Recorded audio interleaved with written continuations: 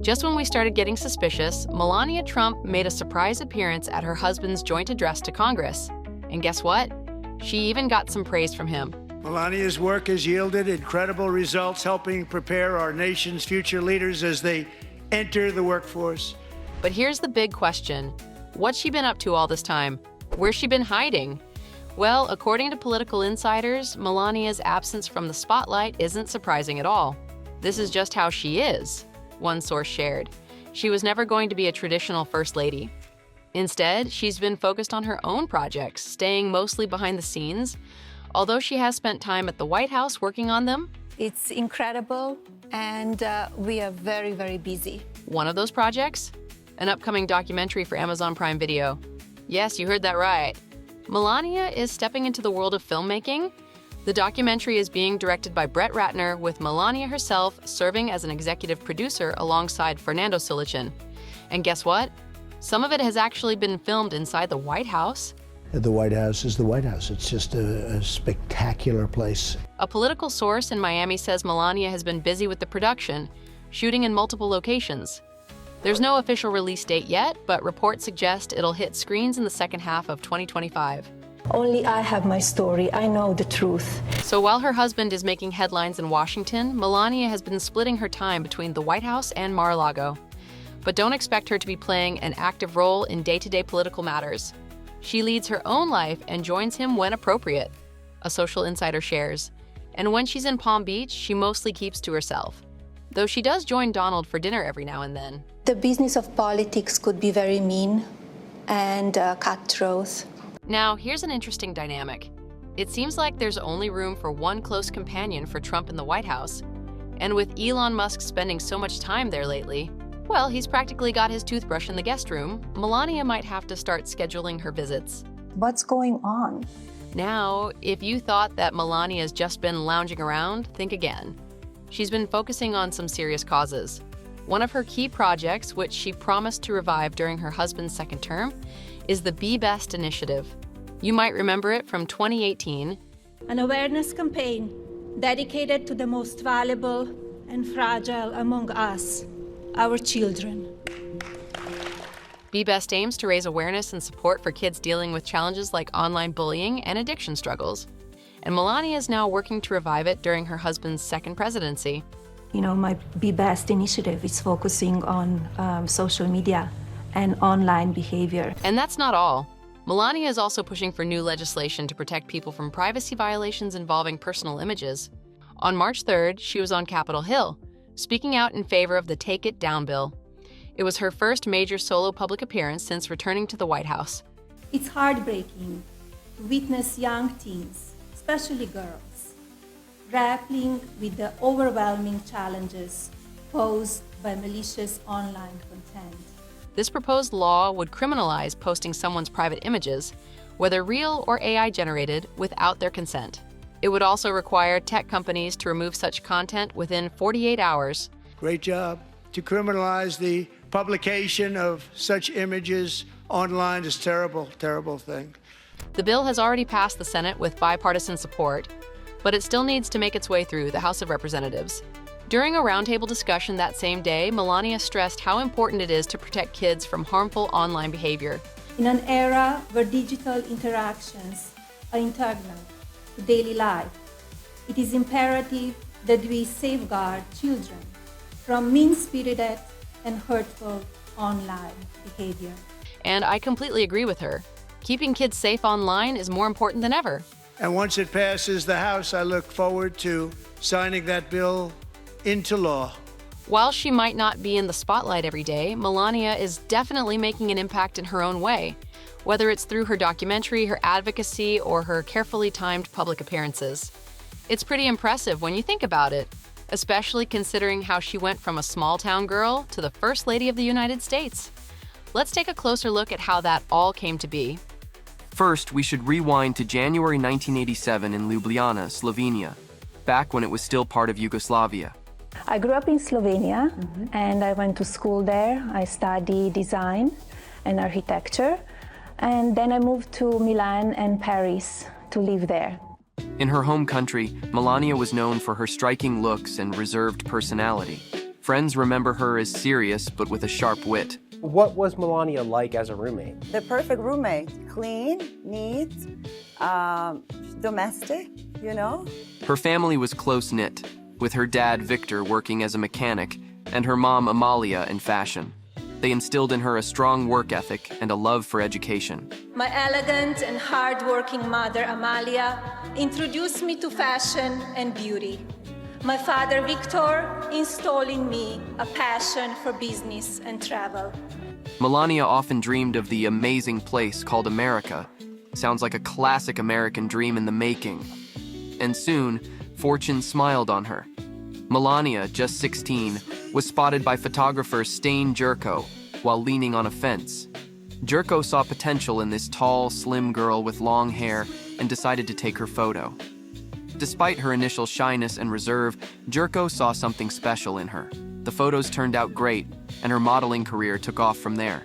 And I travel around the world modeling and had a great career. Fast forward to 1992, and Melania lands in Milan, still using her original name, Melania Knabs. She was a bit of a risk taker, even doing a shoot where she played a fictional female US president. Little did she know, life would mirror that shoot decades later. I'm proud of it. Yes, I am. By the mid-90s, Melania is in New York with just a small apartment and big dreams. The fashion scene was wild. Think supermodels and over-the-top glamour.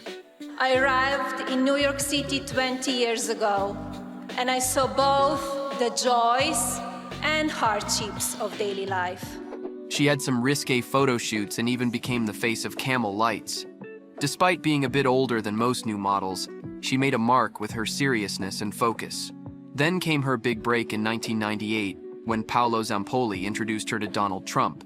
We met in New York. It was a fashion week and it was a big party, so we met there. Now Trump, with his flashy reputation, didn't exactly sweep Melania off her feet right away. In fact, she famously didn't give him her number immediately. So he asked me for the number and I said, I will not give you my number. So if you give me your numbers, I will call you. Classic move, Melania. And it turns out Trump fell for this trick not once, but twice. His first wife, Ivana, also didn't give him her number right away. Looks like Trump has a thing for a little mystery. I don't know what is Melania's problem. She just has to get over it. She's First Lady of America, but I'm First Lady Trump. Excuse me. Their relationship started off a bit unconventional. I mean, Trump was even talking about universal health care, which is definitely not what you'd expect from him. But as Melania got to know him, she realized he was serious about running for president one day. I have been with Donald for 18 years, and I have been aware of his love for this country since we first met. They eventually tied the knot in a lavish 2005 ceremony, surrounded by flowers and celebrities, but almost none of Melania's old friends were there. Guess those high-profile guest lists come with a few trade-offs. Did you feel different when they said man and wife? No.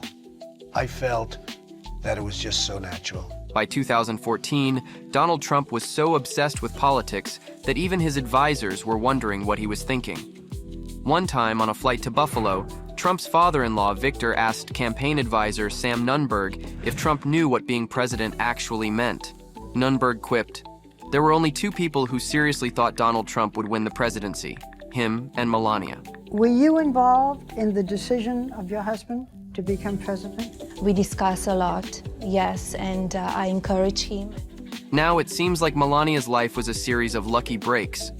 But once she moved into the White House after Trump's inauguration, the media scrutinized her like never before. I think people will always judge. Maybe they will say, oh, the past that you have, the way you were modeling. That's part of the job that I was doing. I was a very successful model. Opinions on Melania are as divided as ever. Liberals see her as a figure of pity, with her tenure marked by a notable absence. Remember that cringeworthy video where she dodged Trump's hand-holding attempts? Yikes. And that awkward smile at the cameras? No wonder people think she's not exactly thrilled with her husband. You're not the first lady to have to deal with her husband's alleged infidelities. Has this put a strain on your marriage? It is not concern and focus of mine.